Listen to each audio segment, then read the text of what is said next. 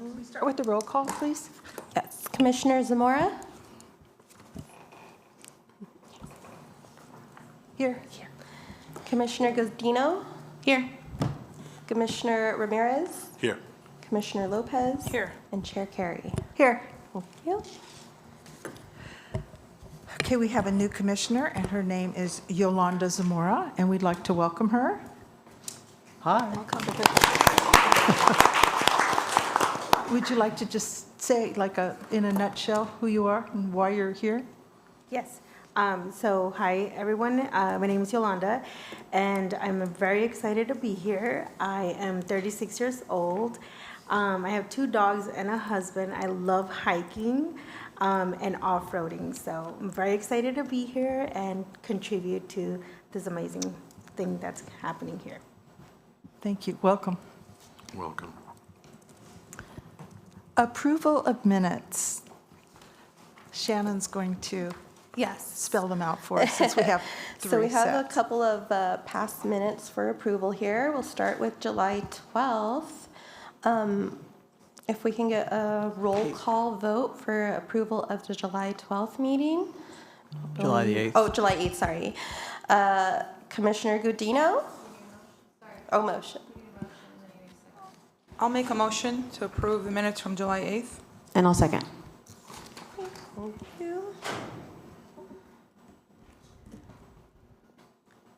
And roll call vote for the July 8th minutes. Commissioner Godino?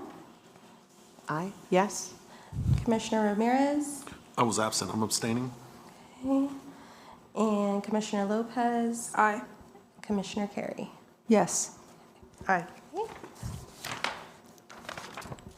And for August 12th, we'll need a motion for those minutes. I make- make a motion. I second it. Okay.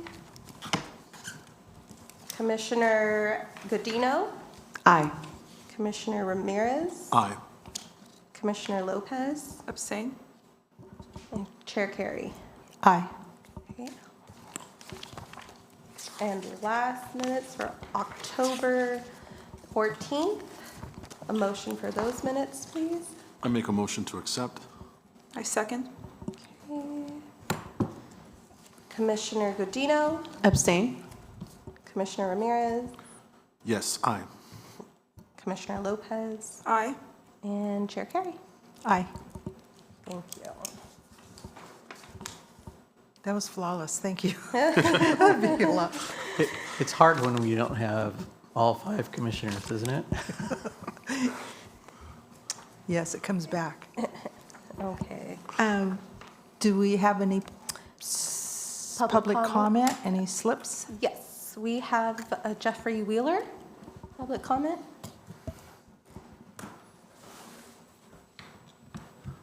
Thank you.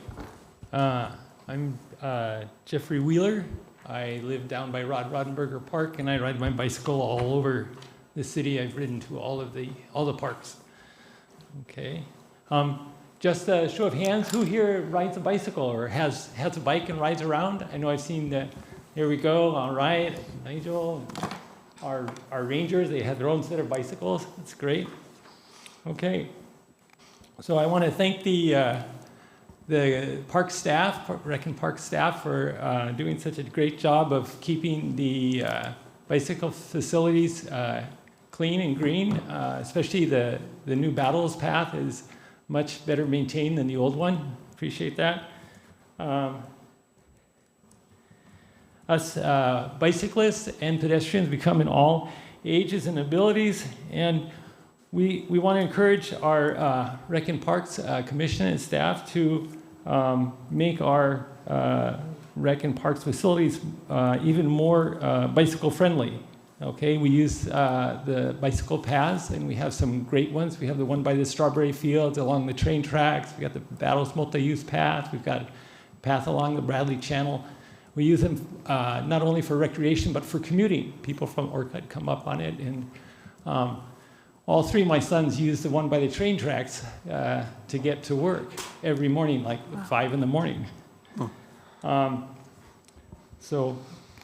I want to put in a plug to to reduce the number of bollards that we have around town.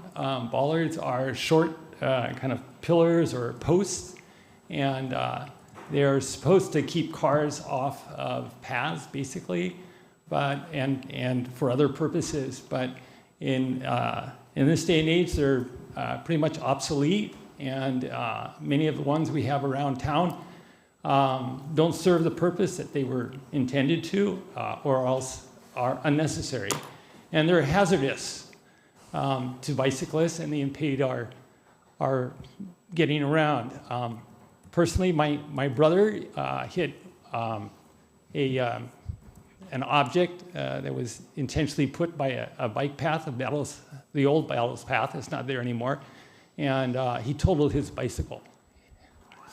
My son, on his way to work one day, hit one of the bollards at the golf cart crossing on the path alongside the train tracks. So they are a hazard. Actually, I guess it probably leaves the city vulnerable to some liability, but and they're not that useful in most instances. So please take off as many as you can. Also, I want to put a plug in for more bike storage. Okay, we're lacking bike storage with both bike racks and long-term storage at Hagerman, where it would be useful. That's where the Clean Air Express goes off, and even for people who are attending ball games down there or want to go play pickleball, there are no bike racks down there. We're also like to see them at the Veterans Hall. There's one new bike rack at the playground, but it doesn't really serve people who are going to events in the hall. Some of the ones that are already in place are hard to use, like the one at Abel Maldonado Center. It's so close to the planters that you can't get your bike in there, and if you park a bike there, it kind of impedes pedestrian traffic. Go ahead, finish. Okay. And at the Machado Plaza, the one there's pretty flimsy and also in a location where it could get hit by cars. The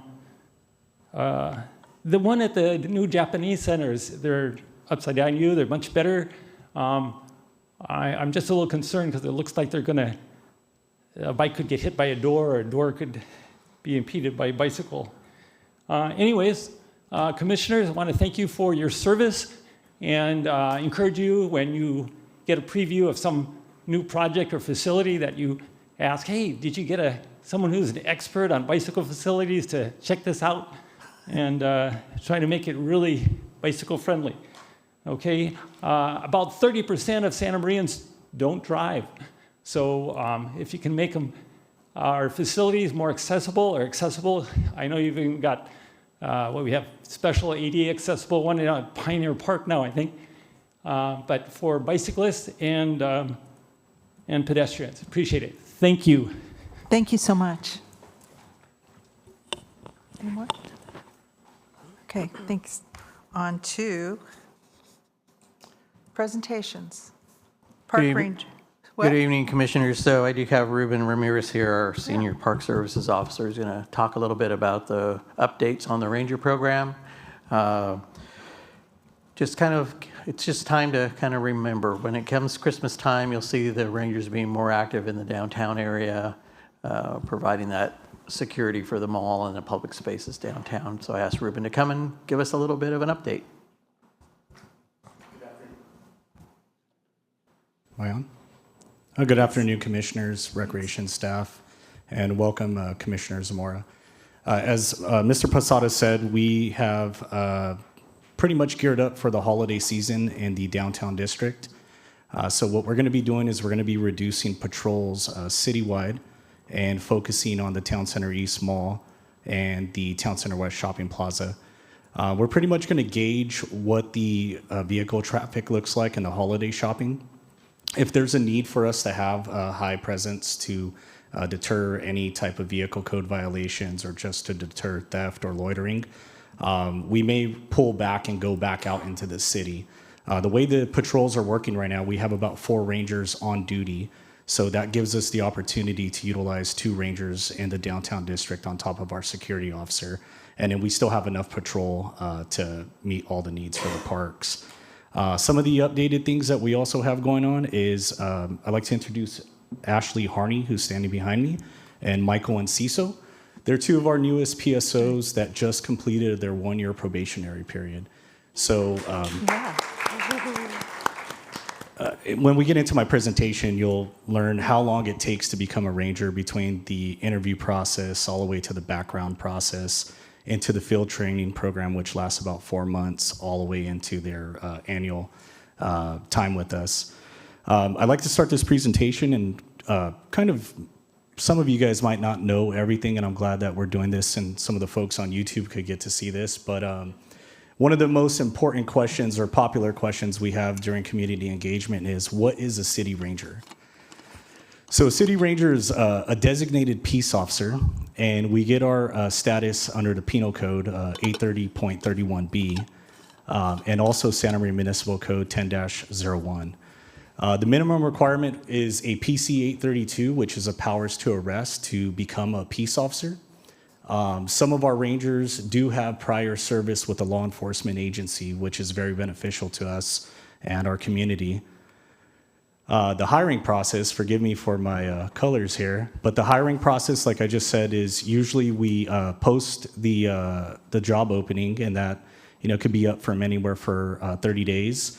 And then we have the application process followed by an oral interview, which usually consists of 3 panel members.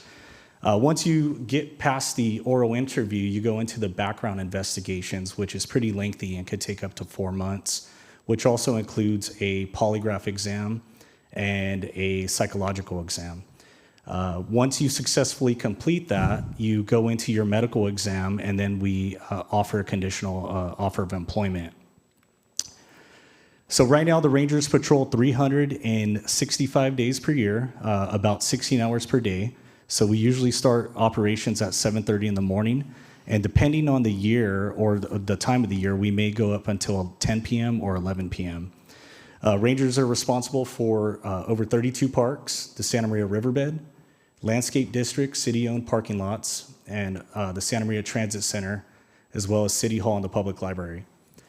We do also patrol Las Flores Ranch, which is one of our favorites because we get to ride ATV out there or drive our trucks up on the hills. So right now, current staffing for us is 8 city rangers and 1 security officer. In addition to the basic legal requirements of 832 or a full academy certification, the Rangers do an annual 40-hour training in perishable skills. And what I like about our department is we do this every year versus CalPost law enforcement agencies do it every 2 years. So the meat and potatoes of our business is knowing case law and legal updates, search and seizure, laws of arrest. We do a lot of arrest and control techniques. We recently sent one of our rangers to the Gracie Jiu-Jitsu Academy, which is a really, really good school, and it's super expensive. But it also brings us the best techniques to safely take somebody into custody or not even have to take them into custody without using force. We do a lot of unarmed defensive tactics, a lot of scenarios, and defensive weapon use. And we do annual emergency vehicle operations, which Mr. Smita got to attend. They teach us to drive fast, to drive in a safe manner, all the way to parallel parking and how to reverse a vehicle without hitting any type of objects. This is terrible. In addition to that, we also do specialized training to help us out in the field. So we have drug abuse recognition, standardized field sobriety testing, OHV enforcement, specifically for the riverbed, graffiti investigations, crisis intervention training. One of our recent ones that I really like is the railroad safety. Now that we have the soccer complex going up and we have the railroad crossing, we were trained by the Los Angeles County Sheriff's Department free at cost. They came down to us and they gave us the certification to do investigations, which is really good. Oh, that's cool. We do have our own in-house taser instructor, and as mentioned, the Gracie survival training instructor. Questions about how do we stay safe? So a lot of it has to do with utilizing pre-contact threat assessments prior to the contact.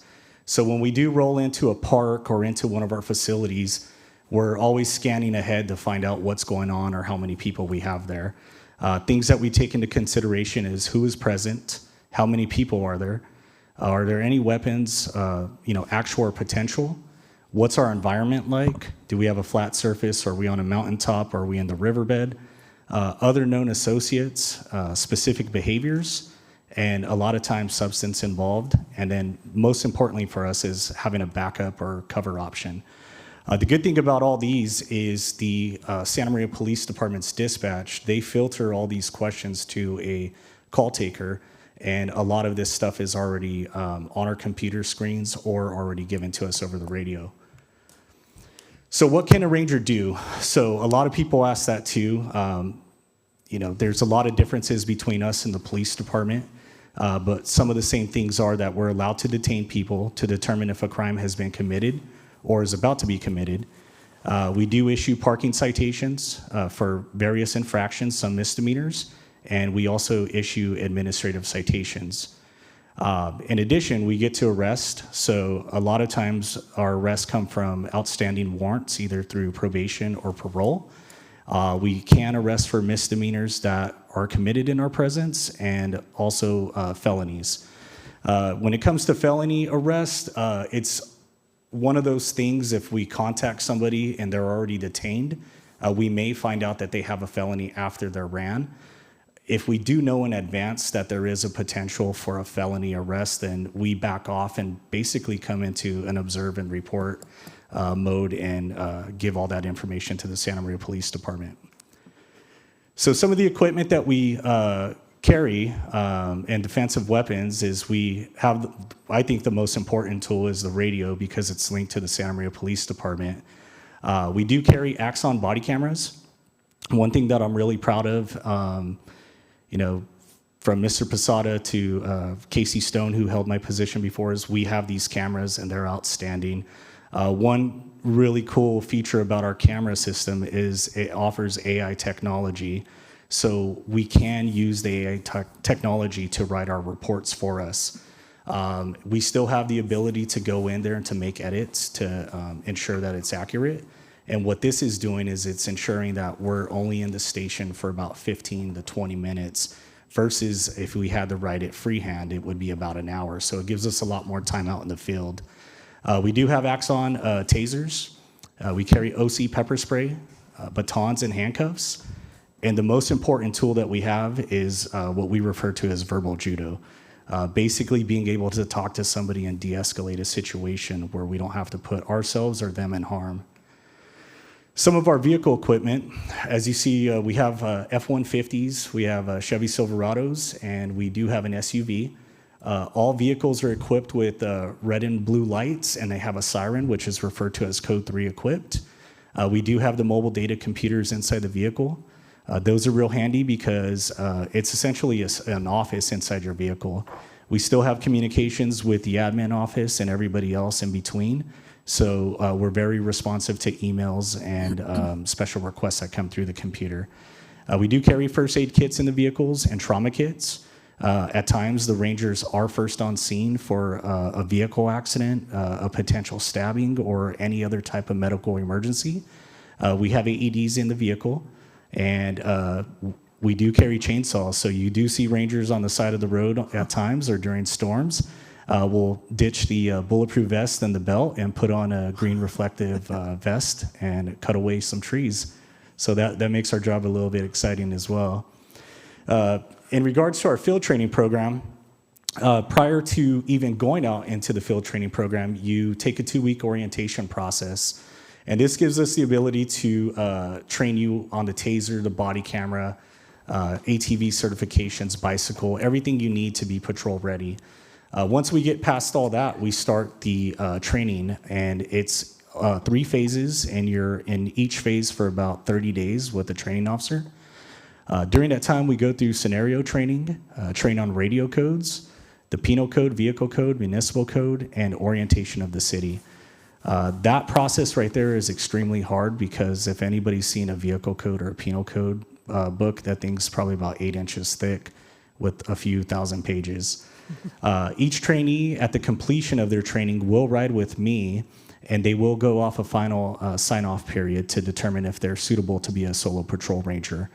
We usually don't have this issue, but in some cases, if we did, we would extend training for about 2 weeks, assess the deficiencies that the trainee has, and try to fix those. And then we go back out one more time to make sure that they're ready. Obviously, where we patrol at the city parks. We have so many rangers on duty, or not enough rangers, but we have a lot depending on the shift. You could find us at pretty much every park, with the exception of a couple of the small parks that are rarely used. We try to focus more on the places that have, vehicle code violations, or, like the mall has speeding up on top of the structure. A lot of the high populated areas, we patrol those more frequently. One of the big things that we're part of is community engagement. Things that we do is we work closely with the Special Olympics. We participate in the law enforcement torch run, Tip-A-Cop events. Our most popular event is our recent autism awareness. We wrapped one of our patrol vehicles and we changed our shoulder patches. And we basically did this to raise awareness for people that have autism, or families that need support, and to educate our community. We have No Shave November. Like right now I'm wearing a beard. Most of the time I have a clean shaven face. We do Impact Teen Driving, which is one of our new campaigns, where we target drivers that are 16 to 18 years old and teach them the importance of distracted driving.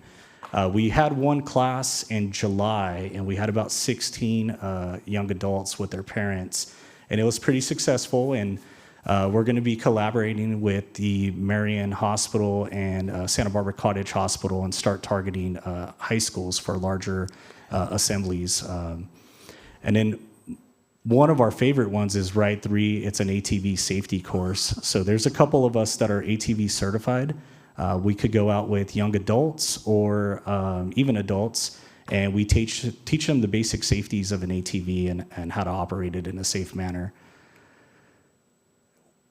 A good one that we have is tobacco retail enforcement. So this is something new that we started about 2 years ago. It's a grant-funded position that we have.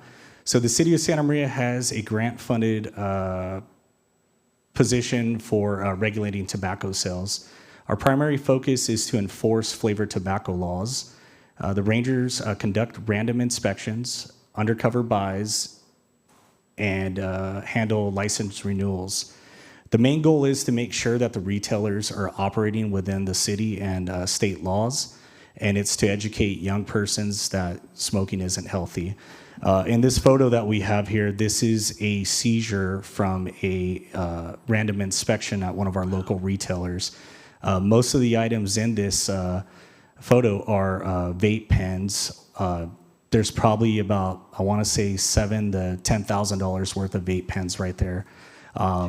The way we got to this is that you can see there's a QR code right there. We went in there and we scanned it with the cell phone, and it showed that you could buy a vape inside that store. Wow. So this is how we got to this, and this is pretty much what we're after, and making sure that they're doing the right thing. Any questions? Anybody want to start? I have a question, Mr. Yes. Ramirez. What's the citation, as far as the citation is concerned, of the tobacco licenses? Are these businesses unlicensed, or is just expired licenses, or how do you go about the renewal process? Yes, so if you are operating without a tobacco retail license, you can be issued a $1,000 admin site. And have they been issued? So far, we haven't had any businesses that haven't had a license. When we did start this, I want to say out of 81 retailers, there's only about 47 that were licensed. So since we started this, there's 79 retailers that are all licensed. And as far as we know, there's nothing that's operating illegally. Thank you. No more questions? Okay. Hi, so my question is regarding the security officer that is within, so he works with you guys, right? Yes. So our security officer, he dresses a little bit different than us. He wears a white shirt. He drives a white SUV, and it has a whole different decal than the Ranger. and it says security in big letters. One of the things that we have him do is his vehicle is also equipped with a light bar on top, but it's an amber light bar.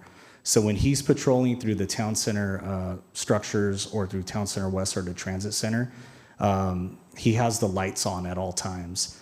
Once he gets into the city streets, we have him turn it off, but that was a new idea that we got from going to Disneyland or, a mall in Thousand Oaks. It's just an added deterrent to let people know that we're here. He is equipped with a radio to contact the rangers, and basically we go in and do the enforcement, and he's more of an observe and report person for us. So did he have to go through all the training that regular rangers have to do? No, he goes through a modified training. The difference between him versus a ranger is peace officer status. So he does have a guard card through the state of California. He goes through a basic training with us, and it's more of an observe and report type thing. So he does document. He is allowed to make contacts, and he can write certain citations for handicap placards. Otherwise, he just pretty much drives around and reports to us. So what would happen, for example, if there was a crisis or something was going down? Can you walk me through what would happen? If we responded or him? If him. Yeah. So if there's a crisis, he's basically been notified that he has to, vacate the area to a safe area. He could keep radio communications with us. And, we do have the Code 3 equipment on the vehicles. And if we have to get to him in a timely manner, we will. Thank you. You're welcome. And that was the guy that was parked outside earlier today? Yes. Yeah, because I was wondering, what's this guy? Yeah, one of the things about his name's Rick. Since we brought him on, I reported back to Mr. Posada that we have seen a decrease in illegal activity in the structures. Before, it was just the rangers patrolling. And, with the 32 parks plus our lockups and other duties, we couldn't get there all the time. So Rick's there for 6 to 7 hours out of the day. So we have seen a decrease in the street racing or, spinning donuts. Wow. There's less loitering. We haven't seen really any car wash violations or things like that. So it has been a big impact on our department to have him over here. Oh, that's excellent. Anything else? Just real quick, the vapes, I still see people around town with them, and you could smell that sometimes that they're flavored. So do we know where people are getting these from if it's not from the retail shops? Or do we have an idea? Yeah. I mean, we have a good idea. We do hear from people when we talk to them out in the streets. It's very common for them to go to Los Angeles or other cities that don't have a tobacco retail like us. So I've heard of people going to Lompoc or Santa Ynez, picking things up, or if a family member goes out of town or out of state, they bring them over. I do believe that we still have retailers that are selling vapes. It's a matter of us being able to get to them. You're welcome. This is a wealth of information, and thank you so much. You're You welcome. guys do so much. It's remarkable. Thank you. Good? Thank you, sir. That was great. Business managers report. Mr. Smeta, please. What? Smeta? Put the accent on the E. Neville? Respond to one of those names, I'm sure. Okay. Good afternoon, commissioners. And my report is very, very short. Not a whole lot has happened in the last couple of months in terms of budget, as has been shared previously and has been made public through news and council meetings. The city is facing a deficit, and all the departments have been asked to reduce spending and find ways to try to save. And so what you'll see here on this first screen is that at 33% of the year completed, we've only spent about 15% of general fund and barely any Measure U money. And so that is, it's not normal for this time of the year. In the last few years that I've presented at about this time of the year, we're usually on about 25, 28%. And so this is in response to the request by higher ups than me to help reduce the spending and to try to reduce the budget gap. All right, next. We have done some hiring in the last month, in October. We were able to bring on 13 new employees, 1 maintenance worker, some lifeguards, some building attendants, and some recreation leaders.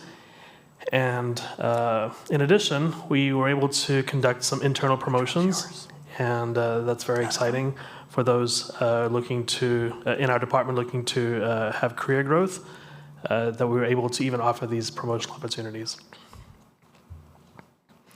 As part of the response to budget reductions, I shared this with you last time too, we're holding positions vacant as those at the executive level are looking at options of how we can continue to reduce that budget deficit. And so for now, we have these positions on the screen on hold until further notice. And that concludes my presentation. I entertain any questions if there are any. No questions, but comments. Good job. Good job on reducing spending. Honestly, you guys are doing a great job. Thank you. Anybody? Okay, thank you, thank you. Next will be Operations Division Report with Angela Oslin. Hello, Commissioners. Thank you very much. So I have a few items to go over today, starting with the storm that's kind of brewing. We'll see what it looks like. The staff have all of our equipment ready. We're ready on standby. I don't expect it to be anything that's super eventful, but we just wanted everybody to know that we are ready in the event that something does happen. As I mentioned last month, moving to parks renovations, we completed renovations at Sonia Basin, Aquist-Apache Park, Oric Park, and Oakley Park. We are finishing out renovations at Ventura Field, Rotary Basin, and Elks. All of those areas will be closed until February 1st so that give the turf a chance to recover. If it looks good and we get good weather, we may reopen it a little earlier, but we're still targeting February. As you've probably seen out and about, particularly in the Southeast District, contractors are working on the Miller Corridor. They'll be working in that area near Thanksgiving time, both before and then after Thanksgiving. Crews have finished some targeted work over at Bradley, mostly south of Miller, and then also in College. And then there is a section over by Sunrise that was completed. So the reason that we targeted this area was because we took a break in our last budget year from some of the maintenance, and we've been able to since get back in there. I know that that's been a question and concern for that area of the community, so we just wanted to let folks know that work is happening in the area. Also, contractors are working in the Enos Ranch area over by Bradley, Betaravia, and College frontages. Those are some of our priorities over the next month. I mentioned last month that we were holding an emergency operations tabletop exercise in November. All areas of the city participated in that. It was very successful. We got some fantastic feedback from the fire department coordinator and from the county folks. So we'll be able to incorporate that. Largely, our role is supporting operations and also supporting the shelter. And so we have a few things that we will make adjustments for. But it's good for us to know that we are prepared for community event if it happens. For folks who do have questions, in the meantime, you can reach out to Dennis Smitherman about the sheltering or Gabriel Velasco. And then moving to Christmas, we're getting ready for the Christmas parade. Staff has met with the parade board, and we did change the end of the parade route. Wanted to let folks know that's also something that's going to be followed up with a press release as we get closer, just so people know where the drop-off point is.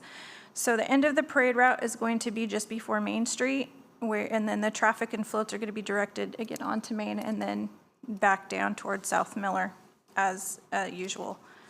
But because the construction is happening over here at the mall, there will be no drop-off in that area. And then moving to kind of bigger picture, there's a joint planning commission and city council special study session meeting this Thursday at 5 p.m. That's important because they are talking about the general plan again.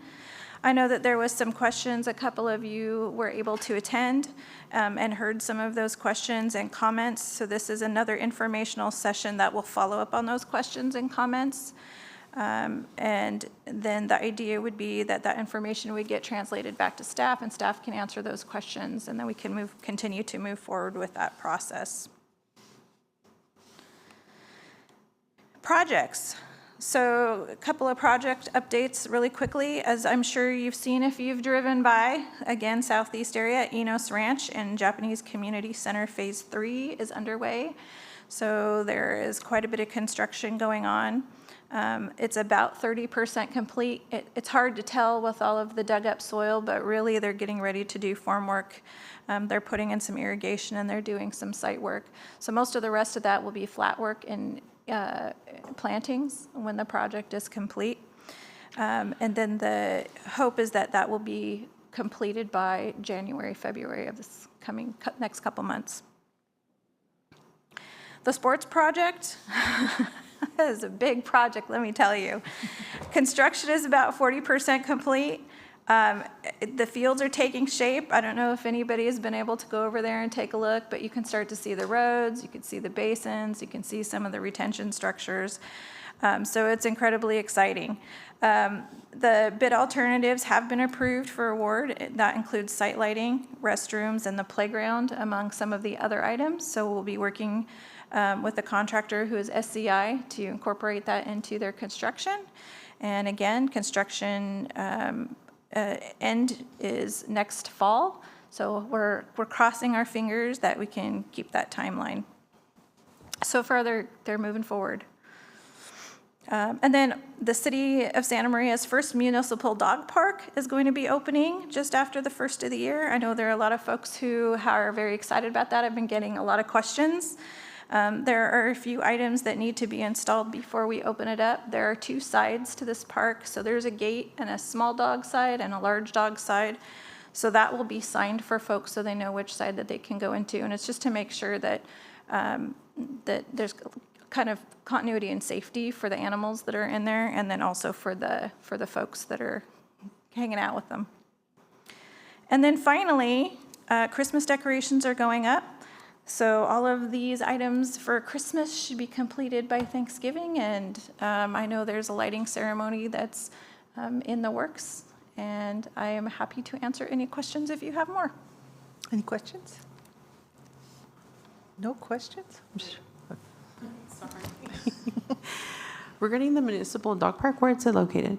So the dog park is over off of Carmen in the, what's the development? It's behind North- the police department, western area.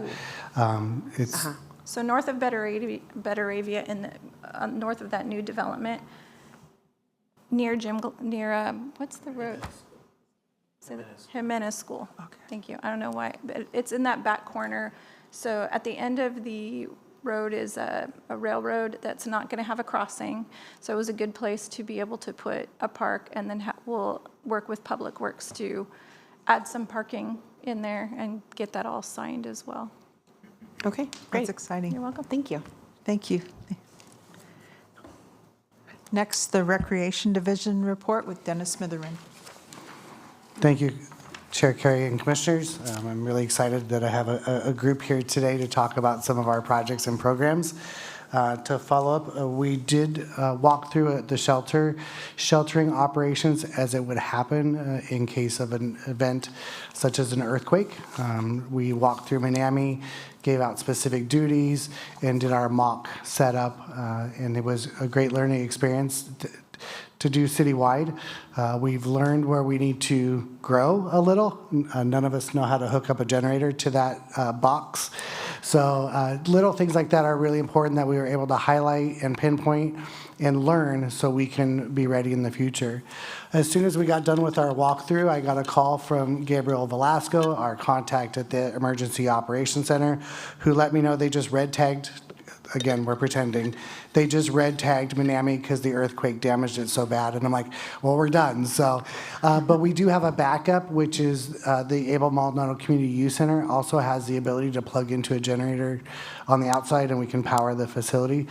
So we'll be working on that walkthrough drill outside of the city project early in the year so we can learn what we need to learn as well. So it was a great experience and having gone through that with a lot of new staff that haven't been a part of that in the past was a real good learning opportunity. So I want to step back for a little bit on the Japanese Community Center. Phase 3 is up and running. It's looking amazing.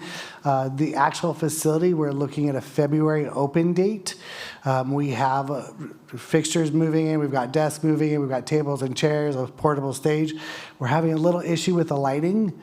So we are working on the lighting in the main hall, as well as some issues with the access for the doors and making sure that they're ADA accessible for everybody. So the lighting is taking a little longer than we anticipated. I was really hoping to be open by now, but we're looking at a February open date. Some of the questions we've been getting is what's capacity? I've done a walkthrough with a couple of nonprofits already. Everyone's chomping to get that facility. So right now I can tell you 300 really comfortably in a banquet style, 400 is pushing it. But just standing and walking around, they say 1,100, which makes me nervous. But it is quite a big space. Most of you have walked through, and I'm happy to give you a tour as well before we open. But we're really pushing to get that moving forward. So the Budget Committee did meet, and I'll be presenting next month more information about the fees. So that'll be on the agenda as well. I want to talk a little bit. Stephanie is here, and her direct person that handles our senior programming at the L1 Muscle Senior Center. Cynthia is not with us today, but these guys are doing so amazing. I just want to share one tiny set of numbers, and that's comparing October of last year to October of this year. And I'm going to say these are duplicated numbers, so every time one of our members comes in, they scan a card. Now, it's a free membership, there's no charge, but this way, if something were to happen to them, we have their information, are able to access that pretty quickly. But it also gives us a count of how many people are using the facility over the course of the month. Last year in October, we had 1,989 visits to the center. This year, we had 2,594. They've been doing a great job with our limited budget to really promote programming, both internal and working with our partner agencies to continue to do that. We like partnering, so if you know anybody that has an interest in helping us build programs, we would be happy to entertain proposals. So great job to these guys as well. We did talk about upcoming holiday and wintertime events. I don't have the dates in front of you. They are in the rec guide, which I emailed out to you guys earlier. But we have Eva who's here, and she handles most of the programming, if not all of the programming, at the Machado Plaza. So we'll be hosting our winter events there as well again. So be prepared for that. We have the tree lighting ceremony coming up. And just a lot going on. I'm also looking for Mr. Santa Claus. If anyone sees Santa Claus, send him my way. Okay. Santa last year retired, so we're looking for a Santa Claus. So, and really, to wrap up my report, I did get 2 checks in the past 6 to 8 weeks. One is for the Battles Road project. As you know, that was grant funded. It's really fun to hold a $2.4 million reimbursement check and then promptly get it to finance before something bad happens to it. So the Battles Road project is now closed. And we did have our final visit at the Vets Memorial Park renovation project. Perfect score. They love the entire project. We've been reimbursed 2.1 million of that funding, but are expecting an additional 20% as we have just completed the final inspections. So those projects are now off the books. So that is my report. Thank you. I actually have a question. What's the event on Sunday, the art in the park with the painting? Oh, I'm so excited you brought that up. Thank you. We do have a community mural painting day on Sunday. It's the first time we've done this in the city of Santa Maria. We opened Taylor Street Pocket Park. You guys were there for that. And we have that big, nice concrete wall. That is a great canvas, let's put it that way. So working again with Stephanie, who set up a collaboration with Alan Hancock. I have an intern who got to help me with this project and learn all about public art. We are putting up pretty much what looks like a coloring sheet on that back wall. We went out to vote with the community, received over 400 votes on which mural they liked. Angela promised me she only voted one time. It's not a scientific vote, but so I can't tell you which mural won. You'll have to come out on Sunday. Bring your painting clothes. We provide all the paint brushes, and everything you need to come out and really just enjoy painting a very long 55-foot mural, 6 feet tall. Please come and paint. Otherwise, I'm going to have a lot to catch up on when I get back next week. So. Yes, that is Sunday. It is pretty much all day, 10 to 4, and it's a great opportunity for community to get out and help our first community mural painting project. Is there a rain date, just in case? There is not a rain date at this point because of the restrictions we have with our intern who needs this for a grade. Okay. Oh, We do, at this point, we did see rain through Friday morning, but it does look like it will clear up in Good. time for this. So Good. if worse comes to worse, we'll put up the pop-up shelters and things that Good. we can do, but we don't have an alternative date. So it's from 10 to 4 on Sunday? 10 to 4 on Sunday Perfect. at the Taylor Street Pocket Park, which is at the dead end of Miller Street on the north side. Thank you. Dennis, I have a question, Dennis. Sure. Light sites and holiday nights, Light Sites Holiday Nights, yes. is it coming back? It is coming back. We're just finalizing the print work today. If you have specific dates, Stephanie's here. I'll see if one of us can remember, but nominations are opening up the. Nominations are open now until December 5th, and then the first pre-judging will be on December 8th, and commissioners will go I have out on it, December yeah. 11th for final judging. Is that posted somewhere as far as nominations? Who makes the nominations? The public? The public makes all the nominations. Yeah, anyone can make a nomination, and to do that, you would submit it via email, a phone call, a conversation with one of us, and we would go and add that to the list for reference for the pre-judging. Because the last year when I did the judging, which was really fun, a lot of people asked me how can they enter and where can they find more information. I know it's online somewhere, but Yeah. maybe posted. It's on the city somewhere. webpage. It's on the city webpage. We'll make sure to have it on all of our socials. We'll have it on radio this year. And then, any way we can to get the word out there. Thank you again, commissioners, for sending stuff out to your connections when I do send it to you. So that's appreciated too. We're seeing quite a growth in our numbers. Thank you. Any other questions for Mr. Smitherman? Regarding finding Santa Claus, I heard that there's a No Shave November. Yes. So maybe somebody with a beard might volunteer. They got to be a really white beard. We're looking for a really white beard. Okay. Officer Ramirez is safe then. I don't know. Commissioner Ramirez kind of has a I little know, white right? He's got a fuzz little white starting in in there. there. Yeah. We were talking about the Rangers. Thank you. Thank you. Next, we have the director's report. Mr. Posada. Thank you, Commissioner Carey. Commissioners, good evening. I think it's evening now. I don't know. It feels like it should be. Just a couple of updates for you.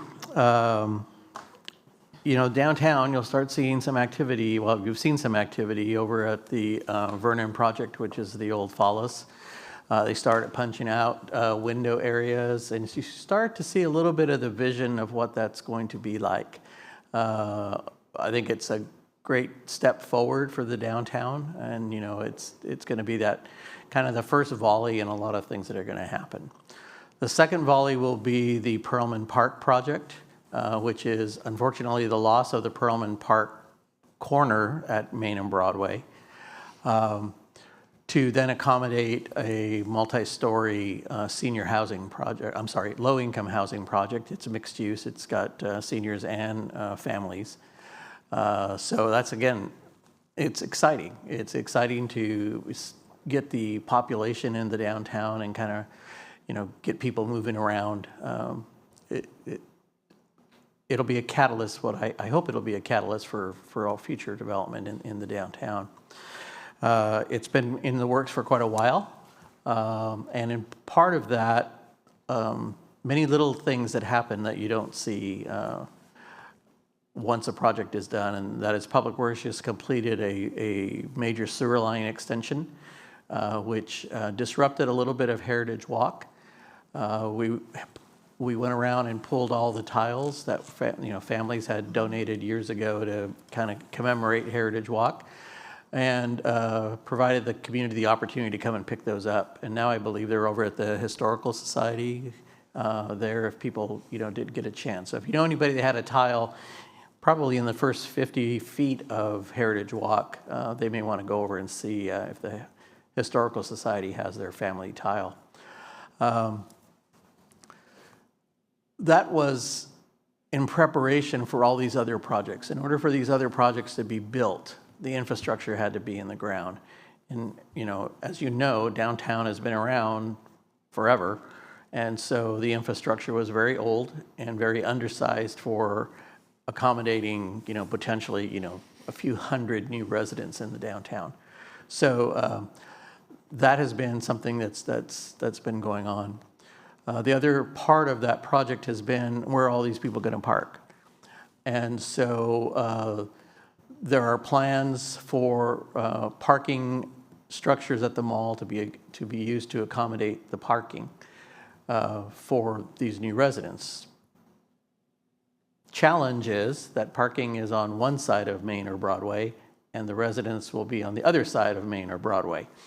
So in a meeting today, we were discussing the redesign of the bridge that crosses Town Center, connects Town Center West with Town Center East, so that it can provide access to the ground floor. Right now, it only connects to the Macy's building.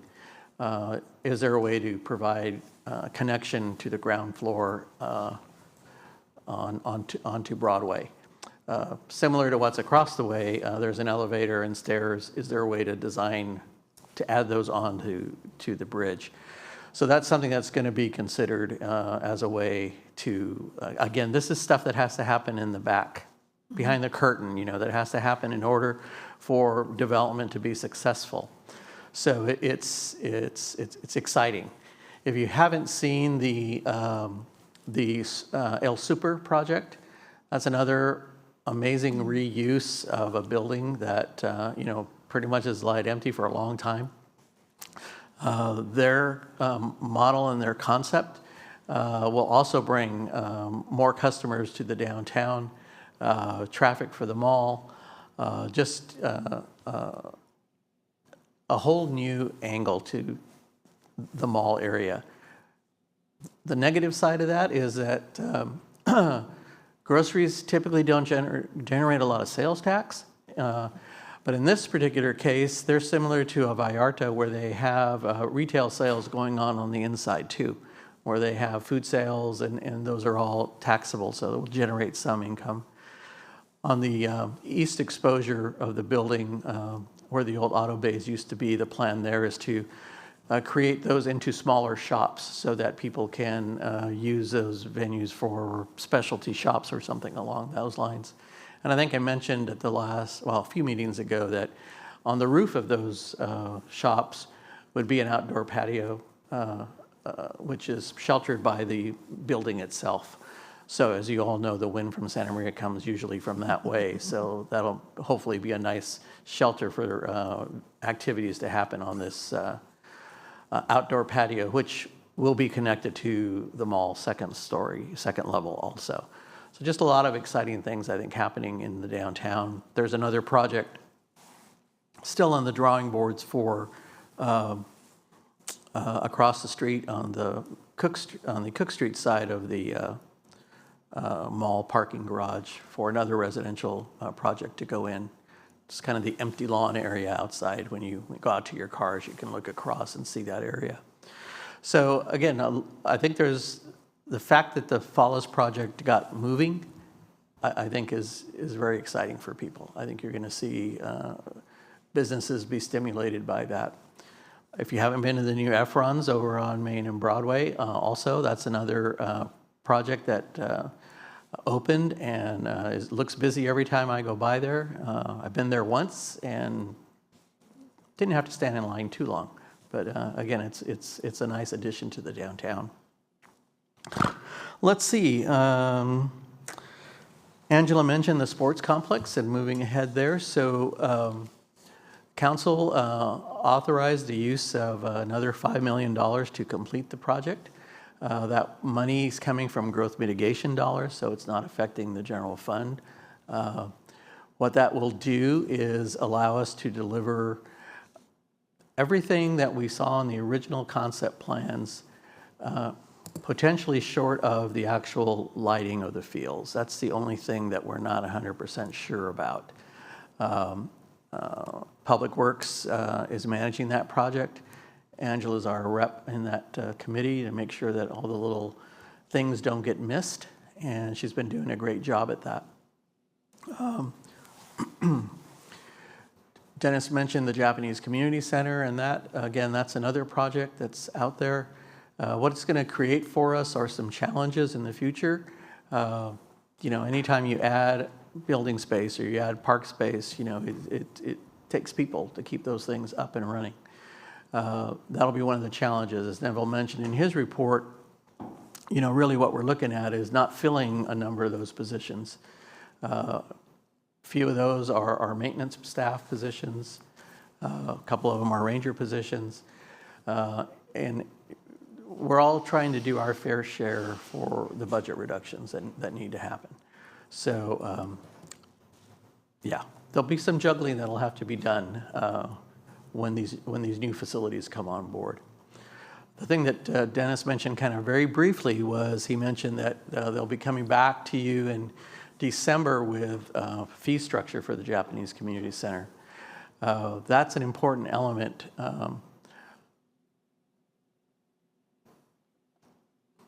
That the commission gets to handle now. The council took action a couple of months back to allow the commission to review and set fees. So your first experiment at that, or your first dabbling into that, will be for the Japanese Community Center. That'll be a public hearing where we will notify the public of the commission's intent to review fees for that project and set the fees. And then after that step is completed, the commission will make a recommendation to the council to adopt the fees. And just to be out there, they are substantial fees. The facility, you've been there. It's amazing. It'll be more amazing when it's completely outfitted. And unfortunately, groups and individuals will have to pay the cost to use the facility. It has an amazing kitchen, caterer quality kitchen. The staff has selected furnishings and equipment that are top notch. So it's not going to be the typical hard metal chair, folding chair kind of a thing in the room. Be prepared. The fee structure will represent that. It will be the amount of money that we need to collect. Again, the situation that creates, Dennis mentioned these several nonprofits wanting to use the building for events and activities. That's going to create requests for waiving the fees. And I want to encourage you, we really can't go there. We try to set up a structure that includes a reduced rate for nonprofits, but when Ron Rodriguez was here as our admin supervisor manager, he had a chart that showed that in the course of a year, in the free building space that the department gave to nonprofits, topped $100,000.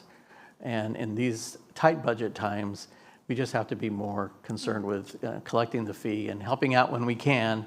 But certainly, it's going to be a different world, especially with this particular building. There is plans, Angela has mentioned, coming back with the new fee structures for the whole building. As you might recall, we just went through a fee study this last year, and those fees have yet to be implemented. So a lot of work this year for the commission, or this upcoming year for the commission on fees. So just wanted to give you a heads up on that. Light Sites Holiday Nights came out. Glad to hear the question asked. Dennis, have we been successful with the trolley, or? We're waiting for confirmation. We're working with transit to try to get the trolley set up to do the tour and do the rides for our residents. So we'll see how that goes. Still working on it. Let's see. We typically would have a play and commission end of the year lunch. We're working on that to see if we can kind of figure out when that's going to happen. If it doesn't happen prior to the end of the year, then maybe right after the first of the year. And the play board can kind of give you an update on what's happening on their side of things. Wrapping up on play side of stuff, so the Pumpkin Patch just wrapped up. This is their 8th year. Wow. They had over 30 students volunteer, several thousand hours of service out there. Their dinner is Thursday evening at the Mussel Center. If any of the commissioners can come, that would be great, just to pop in. And the menu is chili and pumpkin cornbread. So that's the dinner menu if you want to come out. I believe it starts at 6 o'clock, and you're welcome to attend. They will be handing out scholarships that night for the students based on the hours of service that they provided. And I believe we're going to be somewhere in the neighborhood of about $22,000 in scholarships to the students. So if you all can make it, that would be great to see you there. It's at the Mussel Center at 6 o'clock on Thursday. Yeah, I better check my calendar before the end of the meeting, but yeah. Let's see. Yeah, that's it. So this will be my last commission meeting. So, I just want to thank the commissioners for their work. Welcome, Yolanda. We had a great lunch meeting. I think she's going to be a great addition, bringing some really interesting perspective to the commission in her job and in her life. So hopefully you'll all get a chance to talk and find out a little bit more about her. She had an interview with the mayor as part of her appointment, and I believe the mayor's comments was either she was delightful, I wasn't sure exactly, Mayor, I don't want to misquote you, but that she was a good selection for being appointed. So we welcome you and we thank you for your service. We hope you're going to be here for a while. That's it for me. Thank you. Thank you. So now's the time that we talk about business conducted by a commissioner, but if we don't have a lot of that, I was hoping we could maybe just scoot on to our next item that we were going to do. And we all have something to talk about. Oh, but let's start with this. To frame it. We're going to miss you so much. We have. Oh, nice. Thank you. And this is actually going to go in front, it's going to go in the Recreation and Parks building, right? For the next. My wife wanted What? it. No. Thank you. We knew that. That's very yeah. nice. Wow. It's, yeah, actually, my husband got one when he retired, and they put one at the work, and they gave him one to bring home, which is still in the box, the one in our garage. You have, you have to wear it as a cape, too. But it's like just a really. That's it. It's just really a beautiful reminder of. Thank of you. How much That's we love very you. nice. And Yes, we'll thank miss you. you. I've gotten so many well wishes from people, and got a text from one of our rangers that I hadn't seen in a while, and it was very nice. So it's very, very cool. Thank you. Thank you very much. I actually have, we had a couple of past commissioners that were going to come, and there was like a babysitting issue, and somebody got sick. But I have one right now. I'll just read to you real quick from Paul Lee. Oh, Paul, yeah. And he is RVing at Morro Bay. And he wants us to thank, or he wanted to thank you for your creativity, preparation, determination, and lifelong commitment to the power of play. Yeah. Santa Maria has Alex to thank for empowering them with the skills, life skills, such as competitive achievement, communication, leadership, teamwork, sportsmanship, social responsibility, and so much more. Thank you, Alex, for your investment in our community. And that's from Paul. In Morro Bay. Okay, who else wants to start? I'll go. I wrote something for you, Alex. Okay. I want to take a moment to thank you for everything you've poured into the Recreation and Parks Department. Your leadership as a director wasn't just strong, it was steady, thoughtful, and truly meaningful for the department and for our entire city. The work you did throughout your tenure helped shape so many of our successes, and is set as a foundation that will benefit this community for years to come. I'm grateful that I still get a chance to work alongside with you through Play Inc. Your wisdom, your calm, your presence, and the way you communicate with such grace really make a difference. Our commissioners appreciate you, and so do I. Thank you for being an incredible asset to the department, to the city, and to all of us who have the privilege of working with you. So, thank you. Thank you. Alex, when we came in, I mentioned, I asked you, hey, is this the last one? So it's a little, bittersweet seeing, this all come. When I got here to the commission, you were one of the people that reached out to me first, and we got to spend some time, and you really made me feel comfortable stepping into this role. So I want to thank you for that. I think that, especially from somebody that hadn't done a lot of service with the city, I was a little nervous and didn't know what to expect. And I think that as I came and started interacting with you more, you really, really made me feel at ease. You kind of let me know what to expect, and you really went out of your way to be helpful and of service. So I just want to thank you for that, and I'm sure that all of us here are so appreciative of all the work that you've done, so thank you. Thank you. Alex, the time I've known you, it's when I started fighting for the soccer fields. That's when I started meeting you. And learning from past videos of commissions and how it works and how, And when I had a lot of questions, you were the one that was available to help me with those questions, and I am very, very appreciative of you. You are an amazing human being. Your heart is with what you do. It reflects with everything that you've done, with all the projects that you have accomplished within the time frame that you've been working here. And it's amazing to see how you work and how you interact with your staff and how you interact with everybody that you meet. And I've never had to speak for somebody that's retiring. This is my first time, so Nice. I'm about to cry. But it's been a pleasure and an honor to have met you and to be a part of this commission now. And it's just thank you so much for everything that you've done. And you will continue to do, because I know you can't sit still. So thank you. Thank you. That's it? Anything else? What?